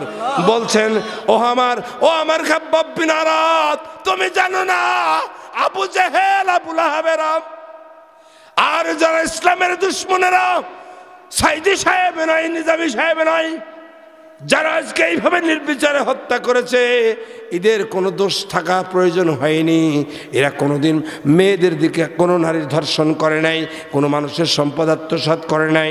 এরা যদি আল্লাহর কোরআনের কথা না বলে তারা যদি আজকে চুপ থাকতো, তাহলে ওই রকমের কোনো হুজুরকে কোনোদিন বাতিলারা কোনোদিন কিছু বলবে না, ঠিক না বেঠিক? ও আমার সাহাবী হযরতে খাব্বাব বিন আরাত, তুমি চুপ করো, তুমি ধৈর্য ধারণ করো। বিগত জাতির নবীর উম্মতেরা তারা যখন এমন অত্যাচারে কি করেছে, আর মাসাতুমুল বাসা ওয়াদ-দাররা, যখন লোহার চিরুনি দিয়ে তাদের মাংসগুলো এমন করে আস্তে আস্তে ফেলে দিয়েছে, এমন করে করাত দিয়ে ছিঁড়ে দিয়েছে, তখন তারা তাদের সমকালীন নবীদের বলেছেন, ও নবী গো, আমাদের জন্য কি আপনারা একটু দোয়া করবেন না? তখন সঙ্গে সঙ্গে তারা বলেছিল, আর দেরি, আর বেশি অস্থির হয়ে পড়ো না, আল্লাহর সাহায্য অতি বিলম্বে আল্লাহ সাহায্য দান করবেন। কি পেলাম আমরা? ছোট ছোট বাচ্চারা ফ্যাসিস্টকে উল্টায় দিয়ে এই বাংলার 55,000 বর্গ মাইল এলাকায় আল্লাহর কোরআনের তাফসীর হওয়ার জন্য কোনো অনুমতি লাগে না। আমাদের এলাকার আমলিগ, যারা এই এলাকার আমলিগের লোক কিন্তু ভালো, হ্যাঁ, উরি আল্লাহ, যে বক্তার এরকম গলা চিপে ধরে, আর এই একজন আলেমের, হ্যাঁ, গলা চিপে ধরেছে, তো ধরে আমাদের এলাকায় ঝেনাদের পাশে তো গলা চিপে ধরেছে। লই আলেম সাহেব বলছে, ছেড়ে দেন, ছেড়ে দেন, আমি কোরআনের কথা বলছি, আপনি ছেড়ে দেন, আপনি আমার গলা। জোর করে নামিয়ে পুলিশদেরকে নামিয়ে সেই আলেমকে জেলে দিয়েছে। আমার ভাইয়েরা, লজ্জা করে না? কুত্তার মতন গা গন্ধ খায়, আলেমদের পাশে এসে বসিস, তোদের লজ্জা করে না? ভাইয়েরা আমার, আমি সে কথা বলতে চাই না। হযরতে খাব্বাব বিন আরাত বলছেন, নবী গো, আমাদের জন্য কি আপনি দোয়া করবেন না? আল্লাহ বলছেন, আমা হাসিবতুম আন তাদখুলুল জান্নাহ ওয়ালাম্মা ইয়ালামিল্লাহুল লাযিনা জাহাদু মিনকুম ওয়া ইয়ালামান্নাস সাবিরিন। কারা আল্লাহর পথে সংগ্রাম করেছে, আল্লাহ তা দেখতে চান, কারা জিহাদ করেছে আর কারা এই অগ্নি পরীক্ষায় ধৈর্য ধারণ করেছে। জোরে বলি আলহামদুলিল্লাহ। বন্ধুগণ, আল্লাহ সব পারে না? পারে না? ডাঙা জমিকে কি আল্লাহ দোয়াল বানাতে পারে? যেখানে পানি নেই সেখানে কি আল্লাহ নৌকা চড়াইতে পারে? আল্লাহ পারে। আল্লাহ পারে নাকি? আল্লাহ যা পারে তা মানুষ ভাবতেও পারে না। অতএব আমরা যারা এখানে আসি, আমাদের যোগ্যতা দেখে আল্লাহ দিনের বিজয় দেবে না। আল্লাহ দিনের বিজয় দেবে যারা আজকে নিজেদের জীবনটুকু আল্লাহর কাছে বিলিয়ে দিয়ে প্রমাণ করে দিল আমরা সত্যের পক্ষেই আছি। অতএব আমরা প্রতিশোধে বিশ্বাস করি না, আমরা বিশ্বাস করি একটি শান্তির সমাজ, একটি অনাবিল বাংলাদেশ, এই দেশের 18 কোটি মুসলমানেরা যেন আল্লাহ জান্নাতের পথে চলতে পারে, সে কাজই আমাদের দায়িত্ব। ঠিক না বেটি বলেন? আসুন, আল্লাহ বলছেন, এইভাবে আমি আল্লাহ তাআলা দুনিয়ার জগতে মানুষদেরকে পরীক্ষা করেছি। ও আমার নবীর সাহাবীদেরকে তুমি দেখেছো, তোমরা দেখেছো। আমার ভোলার ভাইয়েরা, আমার আপনের জনেরা, আপনারা যারা আজকে ইসলামের পথে আছেন কিনা কন? নামাজ আপনারা যারা পড়তেছেন বলেন, আপনারা আমাদের মহসিন সাহেব, আমাদের হাফেজ সাহেব জীবনে কোনোদিন মিথ্যা কথা বলেছেন? আপনারা কি বলতে পারবেন? ওদের পিছনে আপনারা নামাজ পড়েন, বলেন তো ওনারা কোনোদিন পরনের দিকে তাকিয়েছে? ওনারা যদি এই অঞ্চলে জাস্টিস হয় গো, আমার কোটচাঁদপুরের প্রায় বিচারগুলো এখন আমি করতেছি, জোরে বলি আলহামদুলিল্লাহ। আওয়ামী লীগের লোক যদি ঠকে যায় তার আমি জিতিয়ে দিই। আমি এখন এলাকার বড় বিচারক, জোরে বলি আলহামদুলিল্লাহ।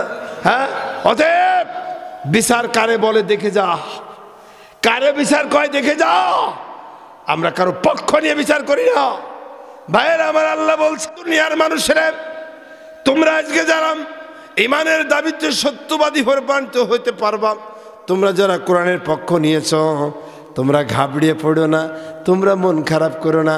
আমি আল্লাহ তাআলা কোরআনের পন্থীদেরকে আমি আল্লাহ বিজয় দান করব, এ ওয়াদা আমার।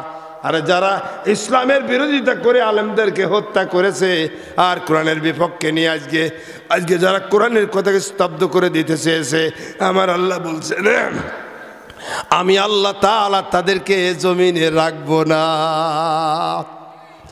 অতএব আসুন, যারা না বুঝে না জেনে ইসলামের বিপক্ষে ছিলাম, তারা সবাই এই মুক্তির মিলন মোহনায় চলে আসুন।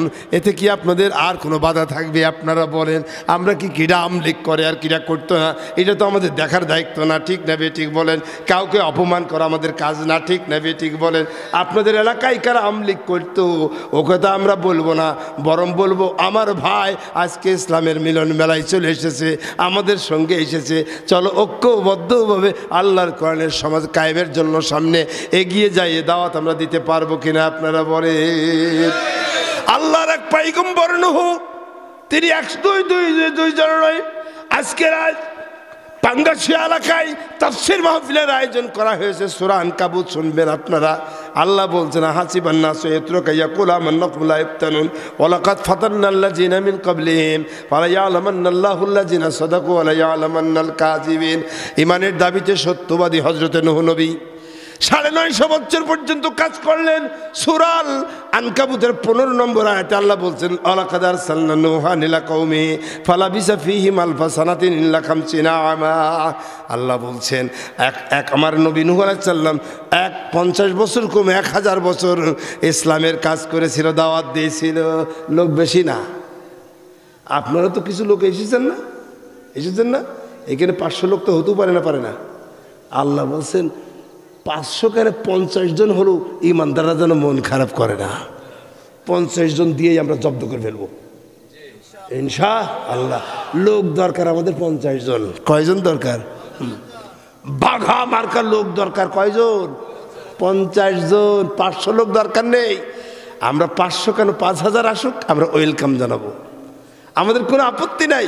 ও পাঙ্গাসিয়ার ভাই বোনেরা, চলে আসেন মুক্তির মিলনে। আপনি আসলেই জিতবেন, কোরআনের পক্ষে স্লোগান দিবেন, আল্লাহ আপনাকে জাহান্নামের আগুন থেকে বাঁচিয়ে দেবে। এসো, কিনা কোন দল করেছে দরকার নাই। এখন বাংলা হবে ইসলামের বাংলা। ইসলামের আমির বলেছে একটি চাঁদাবাজকে তাড়িয়ে আর একটা চাঁদাবাজ আমরা আনতে চাই না, দেখতে চাই না। কোন চাঁদাবাজের জায়গা হবে না বাংলার মাটিতে। কোন টেন্ডারবাজকে দেশে দেখা দেওয়া হবে না ইনশাআল্লাহ। সেদিন সামনে। আপনারা কি রাজি আছেন তো? আল্লাহ বলছেন ফাঁকা জাহুমুত তুফান। ও রে নূহ নবী রে, ফ্যাল ফ্যাল করে তুমি তাকিয়েছিলে। আহারে, আমার মনে হয় নূহ নবীর সাথে তো জান্নাতের মধ্যে আমাদের দেখা হবে না? হবে না? আহারে, আপনারা কি দেখা করতে রাজি? ইউসুফ নবীর সাথে দেখা করতে রাজি? ইব্রাহিম নবীর সাথে দেখা করতে রাজি? আল্লাহ বলছেন মাইয়ুতিল্লাহ রাসূলা ফাউলাইকা মাআল্লাযিনা আনআমা আল্লাহু আলাইহিম মিনান নাবিয়িনা ওয়াস সিদ্দিকিনা ওয়াস শুহাদা'i ওয়াস সালিহিন ওয়া হাসুনা উলাইকা রফিকা। সূরা আন-নিসার 69 নম্বর আয়াত। কোন সূরা? ভালো করে পড়ে রাখেন, হাফেজ সাহেব আছে। আমার কিন্তু কোরআন কারীমের বহু জায়গায় মুখস্থ, হাফেজদের মতন। আমি কিন্তু হাফেজ না, একদম টট্টর করে মুখস্থ বলবো। জোরে বলে আলহামদুলিল্লাহ। ফজরের নামাজ পড়াই থাকে, মুসলিমরা কাছে হুজুর পায় আর পারছে না। তা বলে তো আমার মতন তার আপনাদের পুলিশই ঠেঙ্গাই দিতে পারেন না গে। আমার ঠেঙ্গাই না পা দিয়ে আমি এখনো ফজরের নামাজ পড়াই। ফজরের নামাজে কোরআন শরীফ পড়তে আমার খুব ভালো লাগে। সূরা ইয়াসিন ধরেছি তো ধরেছি, সূরা বাকারা ধরেছি তো ধরেছি, সূরা রহমান ধরেছি তো ধরেছি। জোরে বললে আলহামদুলিল্লাহ। কি মজা লাগে। বলছে হুজুর চালিয়ে যান। ফজরের সময় নামাজ দাঁড়িয়ে পড়তে মনে হয় হুজুর আপনার পিছনে পড়েই যায়। জোরে বলি আলহামদুলিল্লাহ। আপনারা সবাই ফজরের নামাজে আসেন তো? ফজরের নামাজ যার ফেল ওই লোকটা 1 নম্বর ফেল, ওর আর কোনো ইবাদত নামাজ কবুল হবে না। এখন আপনারা ঘুমাবেন বাড়ি, হ্যাঁ? আসসালাতু খায়রুম মিনান নাম শুনে যারা ঘুমিয়েছে ওরা মুনাফেক। ওরা কি? আপনাদের এলাকায় সবাই নামাজ পড়ে তো? তা আমাদের ঝিনেদের এলাকায় একটা প্রবাদ আছে যে একজনের 7 ভাই, তো এক লোক ধরেন আমাদের হাফিজ সাহেব হুজুর যে কথা মেজেজুনার বলছে ভাই নামাজ পড়েন তো, তা বলছে আমাদের সেই যে জুনা পড়ে। তো বলছে সেই যে জুনা মানে সেই যে ভাই, আমাদের সেই যে জুনা কয়। আপনারা কথা বুঝতে পারলেন তো? ভাই কয়জন? 7 জন। তো উনি দাওয়াত দিচ্ছে যে মেজেজুনার বলছে ভাই নামাজ পড়েন তো, তা ও তো বলবে যে পড়ি কি পড়ি না একটা বললেই হলো। তা বলছে আমাদের সেই যে জুনা পড়ে। তা বলছে সেই যে জুনা পড়ে তা মেজেজুনার কি? তা বলছে সেই যে জুনার আমরা ওই কাজেই থইছি আর আমরা সব চালিয়ে যাচ্ছি। এটা কি মুসলমানদের চরিত্র? না 7 ভাই যদি আজকের এই পাঙ্গাশিয়ার এই মসজিদে নামাজে আসেন একটা কাতারের অর্ধেক হবে না? হবে না? এর নাম ইসলাম। এর নাম কি? যদি আপনি ভাই হন তাহলে জমি ভাগের চেয়ে এই ভাগটা বেশি করেন। ও ভাই তুমি আল্লাহর দলে থাকবা। রাজি আছেন তো? রাজি পারবেন আপনারা সবাই? তাহলে পাঙ্গাশিয়ার 7টি পরিবার মিজি বাড়ি, তার মানে এলাকায় পদবীধারী লোকেরা মনে হয়, মানে কোনো গোষ্ঠী নাকি? যাক মার্শাল্লাহ, এটা তো ভোলার অঞ্চল, আমরা তো ভালো বুঝবো না। আমরা হলো মণ্ডল বিশেষ, হ্যাঁ মৃধা, এটা আমাদের মৃধাবাড়ি মসজিদ নাকি? এই তো মৃধা, তাই না? দাইমুদ্দিন মৃধা, মৃধা সে বেঁচে আছেন? বেশি নাই, আল্লাহ আকবার। উনি মসজিদের মনে হয় দাতা ছিলেন, কি এমনটি হতে পারে? ভাইয়ের আমার, আল্লাহ ওনাকে বেহেশত নসিব করুন, বলেন আমিন। আহারে আজ সাদকায়ে জারিয়ার আমল করে গেছে গো, খুব বড় ভালো লাগছে, ওরা ছেলেরা করেছে, খুব ভালো লেগেছে আমার কাছে। ভাইয়েরা আমার, 7 ভাই যাবে জামাতে, ফজরের নামাজ যদি কাজে করেছেন আপনি মুনাফেক। ফজরের নামাজ আজকে থেকে নিয়ত করেন আর কোনোদিন কাজা করব না, বাড়িতে পড়লে নামাজ হবে না, জম্মায় এসে পড়া লাগবে। সকলে রাজি আছেন কিনা আপনারা ভাইয়েরা বলুন?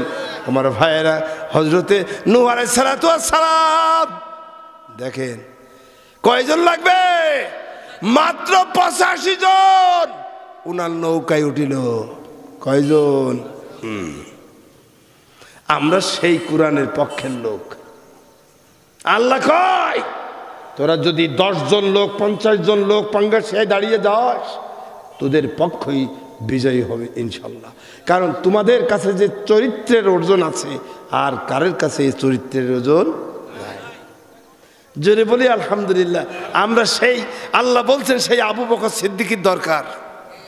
ওই তারাই তো এই মাহফিল করেছে। এই মাহফিলে 1.5 লাখ টাকা খরচ। কারা দিয়েছে টাকা? আপনারা সবাই দেননি? তাহলে এই গ্রামের সবাই তো জান্নাতে যেতে চায়। বুদ্ধিজীবীদের কথা শুনবেন না, ওরা আবু জেহেল। ওই আবু জেহেলদের কথা শোনা যাবে না, শুনবেন আপনারা? ইসলামের বাইরে কে যাই বলুক, যত বড় নেতা হোক, আমরা তাকে ডাস্টবিনে নিক্ষেপ করবো। পারবেন আপনারা? পারবেন আপনারা? আর যদি ইসলামের পক্ষের মানুষটা যদি অল্প লেখাপড়া জানো, তবু তিনি আমাদের ইমাম, তবু তিনি আমাদের কি? ইমাম। জোরে বলি আলহামদুলিল্লাহ। মসজিদের ইমাম 5 পাস আর মুক্তাদি হলো MA পাস। নামাজের কোনো সমস্যা হয়েছে? কারণ উনি আসরের নামাজ 4 রাকাতেই পড়ান। হ্যাঁ ভাইয়েরা, বলছে গোসলের ফরজ জানো? তো বলছে হ্যাঁ দেখো তিনি, একদম সহজ, পানি লুঙ্গি গামছা। ওদের কাছে শুনে দেখেন ওরা গোসলের ফরজ জানে কিনা, ওরা নামাজ কয় রাকাত জানে কিনা, ওরা জানাজার দোয়া জানে কিনা। বিনা উজুতি আমাদের দেশের নেতারা, এলাকার নেতারা সব বিনা উজুতি জানাজা পড়ে। আল্লাহু আকবার, আল্লাহু আকবার। উজু ফুজু কিছু নেই। ভাইয়ের আমার, পুনজনের আমার, আল্লাহ বলছেন ও আমার নবী মুহাম্মদ, আমার এই বিশ্ব জনপদের একজন পয়গম্বরের নাম ছিল নূহ। সূরা নিসার 69 নম্বর আয়াতে বলছেন 4 ধরনের বন্ধু বেহেশতে তোমরা পাবা। কয় ধরনের? এক হলো নবীরা, আর 2 জন নবী মিনান নবিয়িন ওয়াস সিদ্দিকিন, শুধু সত্যবাদীরা, ওয়াস শুহাদা, শহীদরা, সালিহিনা, যুগে যুগে যারা নেক কর্ম করেছে, কোরআনের পথ ধরেছে, এই 4 ধরনের মানুষ আল্লাহ আমাদের জান্নাতে বন্ধু বানিয়ে দেবে। আমরা ইউসুফ আলাইহিস সালামকে বন্ধু পাবো আর জড়িয়ে ধরে জিজ্ঞেস করব, বলো বলো ও আল্লাহর পয়গম্বর, জুলেখা আপনার ঘরে তালা দিয়ে দিয়েছিল, কি মেরেছিল? কি করিলেন আপনি?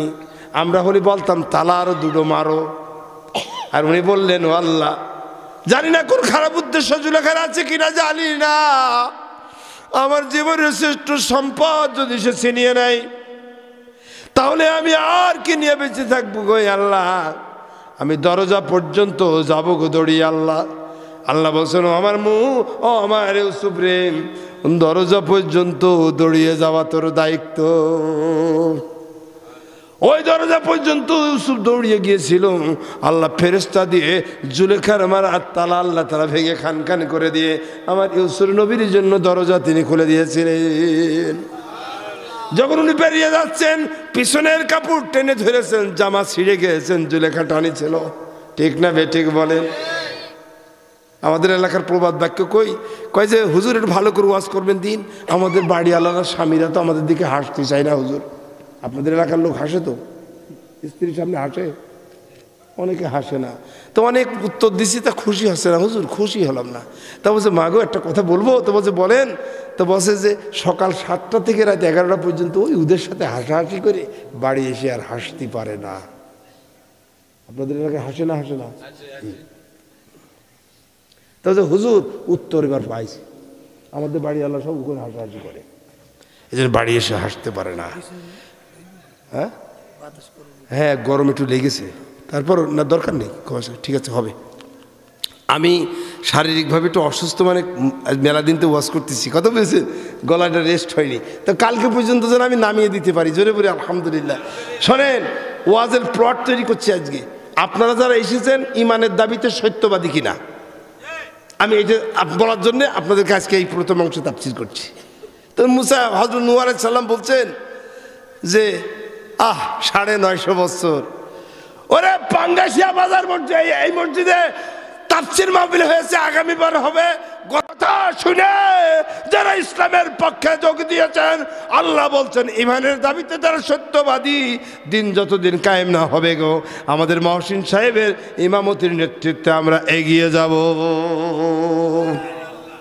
ভাইয়ের আমার, নূহ আলাইহিস সালাম বললেন 85 জন লোক 84 জন লোককে তুলে নিলেন, বলছেন ও বিবি তুমি আমার নৌকায় আসতে পারবা না, বিবি তুমি আমার হতে পারো, তোমার সঙ্গে আমার জীবনের সংসার দীর্ঘ বছর কেটে গেল, তুমি আমার নৌকায় উঠতে পারবা না। আমার বড় ছেলে বাড়িতে যেদিন জন্ম হয়েছিল সেদিন আনন্দের বন্যা বয়ে গিয়েছিল, ও কেনান তুমি আমার নৌকায় উঠতে পারবা না তুফানে।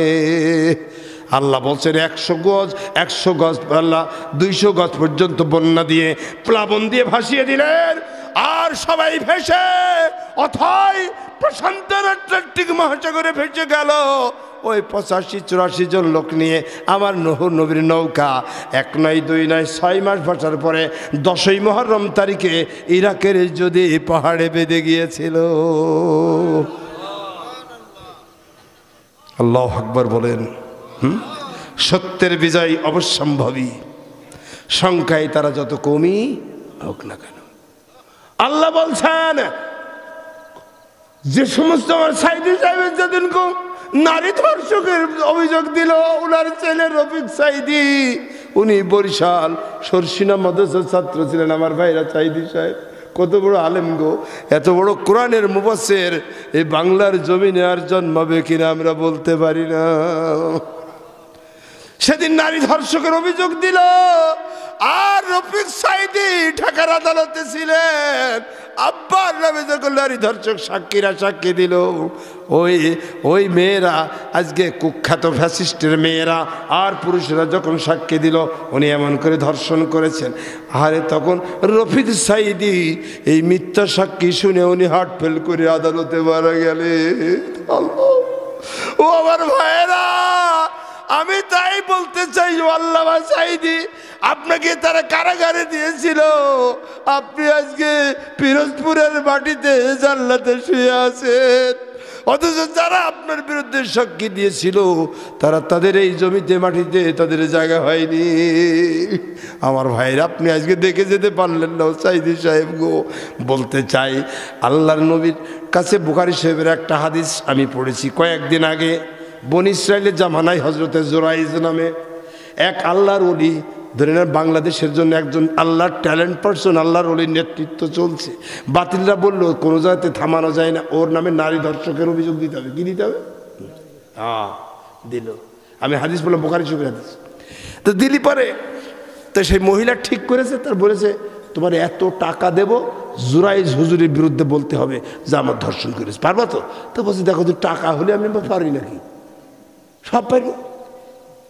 তারপরে টাকা নিয়ে যে দিনের দিন ধর্ষক মামলা সাক্ষী দিয়ে গেছে এই মহিলা বাদ হিসেবে দিয়ে বলছে তা তো হইল, কত লোকই তো আমার সাথে ধর্ষণ করলো, কিন্তু এরকম টুপিওয়ালা লোক তো কোনোদিন করিনি। এ কি সুন্দর মানুষে, ফেরেশতা সমতুল্য, সাক্ষী দিইনি, চলে মাননীয় আদালত আমি আজকে সাক্ষী দিতে পারছি না, চলে গেল। দ্বিতীয় দিন যে বলছে এই তুই সাক্ষী দিলি না, ওরা বলছে তো টাকা তো দিয়ে দিস অর্ধেক, আর বাকিটা দেবো, তা বলছে এদিন দেবো। ওদিন যেয়ে দেখে যে সাহসে কুলইল না, আরে সাহসে সাক্ষী দিল না। তৃতীয় দিন বাচ্চা ডেলিভারি হয়ে গেল, বাচ্চা 8-10 দিন বয়স, কোলে নিয়ে সাক্ষী দিদি আজকে দেবই সাক্ষী।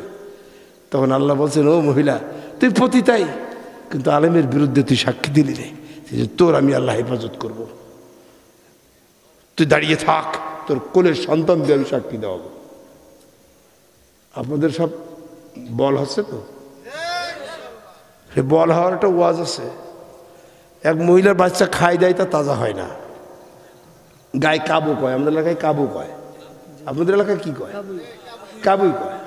তার পাশের বাড়ির মহিলা বলছে যে একটু গাওয়া ঘি খাওয়াবেন দিনে আপনার বাচ্চা, তো কী হবে, তাজা হবে। ও মা যে গাওয়া ঘি ম্যানেজ করে গরম ভাত রান্না করে মুখি দিয়ে তুলে দিয়ে খাচ্ছে, আর বাচ্চা, আর মা কাছে খোকা তোর বল হচ্ছে, তোর বাচ্চা কত গাওয়া ঘি দিয়ে খাচ্ছে, তো বলছে হ্যাঁ বল হচ্ছে। মা আপনারা বলেন বল কি সঙ্গে সঙ্গে হবে না মাসখানিক খালি হবে? সঙ্গে সঙ্গে হবে না মাসখানিক পরে হবে? মাসখানিক পরে হবে আজকের ওয়াজের রেঞ্জ। তবে যেহেতু মা খাওয়াচ্ছে আর খাচ্ছেন ঘি দিয়ে, স্বাদটা একটু বেশি লাগবেই। আজকের এই খসখসে বক্তৃতা আপনাদের ভালো লাগছে তো? ঘুম আসছে না তো? আর একটু থামান, আজকে ছেড়ে দিয়ে কালকে ওয়াজ শেষ করব। কালকে হবে ফাটাফাটি ওয়াজ ইনশাল্লাহ। ইনশাল্লাহ যদি আমি বেঁচে থাকি, দোয়া করেন, বলেন আমিন। ইনশাল্লাহ বেঁচে থাকি। ভাইয়েরা আমার, কালকে যে বক্তৃতা করবে একটা কথা আজকে বলিনি, সেটা আমার আপনজনেরা জুরাইজ বাচ্চা করছে, এর অনার প্লিজ আদালত, আমি কি একটু কথা বলবো? আদালত করছে ও আল্লাহ, ও আল্লাহ নেকড়ার মধ্যে শুয়ে রয়েছে, এবার কি কথা বলছে? বলছে কি বলতে চান? তা বলছি যে আমার আব্বা জুরাইজ হুজুর না, আমার আব্বা ওই মাথা ঘোরে রে পেছো, আমাদের এলাকায় কয়। কি কয়? কি বললাম? পেছো, মাথা ঘোরে রে পেছো। তার মানে উচিত কথা বললি যখন শিক্ষা হয়, ওইটাকে আমাদের কয় মাথা ঘোরে রে পেছো কয়। ভাইয়ের আবার আপনজনের আবার তখন দাঁড়িয়ে বলছে ও রে শুক্রঞ্জন বালির মা বলে দিলে শুক্রঞ্জনকে, ও শুক্রঞ্জন তোর আমি মা, তুই যেন সাইদি সাহেবের বিরুদ্ধে যেন সাক্ষী দিস রে। কার মা? শুক্রঞ্জন বালির মা। শুক্রঞ্জন বালির মা বলে দিল শুক্রঞ্জন আমি হিন্দুর মেয়ে হতে পারি তোর মা। এলাকার সাইদি সাহেব কেমন মানুষ আমি জানি, খবরদার যেন তুই আমার পেটের ছেলে, তোর পেটে করে টানেছি, তুই যেন সাইদি সাহেবের বিরুদ্ধে যেন ধর্ষণের মামলার সাক্ষী দিস রে। ফ্যাসিস্টরা নিয়ে যেতে পারলো না, এই জন্য ওর ভারত বাংলাদেশে দাঁড়িয়ে দিলে কত পারলে দেশ ছেড়ে শুক্রঞ্জন বালি ভারতে চলে গেল। আল্লামা সাইদি যেদিন জানাজা হলো বেরসপুরে, সেদিন শুক্রঞ্জন বালি ভারতের অনুমতি নিয়ে ওনার জানাজাই দেখতে আইলো। শুক্রঞ্জন বালির মা, শুক্রঞ্জন বালি হিন্দুর ছেলে, আলেমের বিরুদ্ধে ফতোয়া দিল না, সাক্ষী দিল না রে। আর তোরা আজকে বানিয়েছ আল্লামা নিজামী সাহেবের, সাইদি সাহেবের, তোরা আজকে সাক্ষী দিয়ে প্রমাণ করতে চাইছিলি ও রে তোরা হল আবু জেহেলের দেশ। কিন্তু আল্লাহ কয়, ও নবী তোমাকে বড় গাল দিয়েছে যে আমি সে কথা বলবো না। বলছে কি কথা? বলছে আল্লাহ বলছে তা আমি কি করব বলে? ওলীদ বিন মুগীরা তোমার জাতা বলে গাল দিয়েছে নবী। তুমি বড় আঘাত পেয়েছ নবী, চোখের পানি ফেলে ফেলেছ। নবীর সামনে যদি কারোর সামনে কারো মার ইজ্জত তুলে গাল দেয়, আপনার কি মাথায় কাজ করবে নাকি বলেন? মার ইজ্জত তুলে গাল দিয়েছে যখন ওলীদ বিন মুগীরা, আমার নবী কেঁদে ফেলেছে। আমার ভাইয়েরা, সঙ্গে সঙ্গে আল্লাহ ওহী নাজিল করে জিবরিলকে বললেন, যাও অতুল্লিম বাদা যালিকা জানিম। আমার নবীর যারা এমন করে গাল দেয়, ওর জন্ম বৃত্তান্তর জানা নাই। ওর বাপ ওলীদ বিন মুগীরা নয়, মুগীরা ওর বাপ নয়, ও হলো জারজ। মাথা ঘুরে রে পেছু, কি বললাম বলেন? পেছু। যখন বলে যৌতুল্লিম বাদা যালিকা জানিম, সূরা কলমের 14 নম্বর আয়াত, আল্লাহ বলছেন ওলীদ বিন মুগীরা জারজ, বাপের ঠিক নাই। তখন সঙ্গে সঙ্গে বলছে, মুসলমানদের নবী মুহাম্মদ তো কোনোদিন মিথ্যা কথা বলে না। যে দেখি মার কাছে শুনে দেখে, মার কাছে বলছে, মা গো সত্য কথা বলবা কিনা? বলছে, বাবা তা আবার বলবো না, কিন্তু তুই আমার ছেলে, আমি তোর মা, কি বলতে চাচ্ছিস? তা বলছে, আমি এমন একটা কথা জিজ্ঞেস করব মা, তুমি যদি সত্য না বলো তাহলে আমার তরবারি দিয়ে তোমাকে এখনই হত্যা করব। ছেলে বলছে, কি করব? হত্যা করব।